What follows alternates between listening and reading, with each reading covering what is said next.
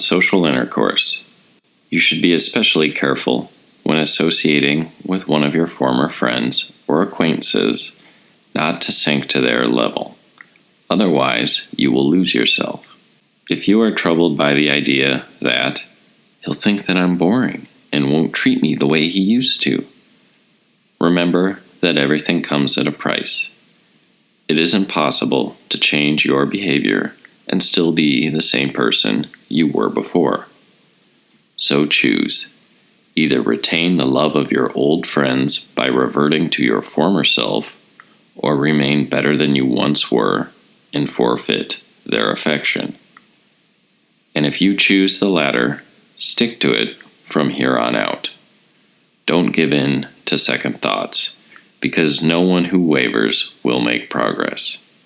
And if you are committed to making progress and ready to devote yourself to the effort, then give up everything else.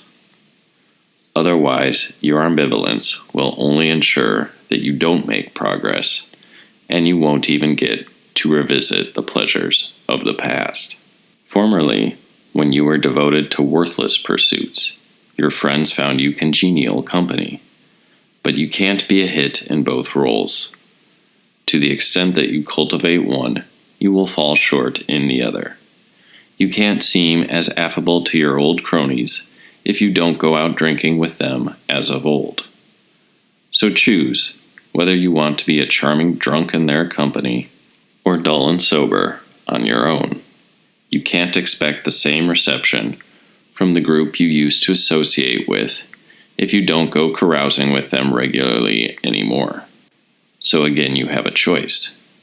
If you value dignity and restraint over being called a sport by your old mates, then forget other considerations, renounce them, walk away, and have nothing more to do with that crowd. If you don't like that, then commit to the opposite course with all your heart.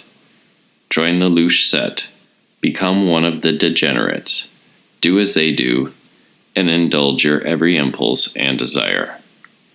Jump around and yell at musical performance. What's to stop you now? Such different roles don't mix. You can't play the part of both Thersites and Agamemnon. If you want to be Thersites, you should be old and crippled. Agamemnon needs to be tall and handsome, and a leader with a genuine love for the people under his command.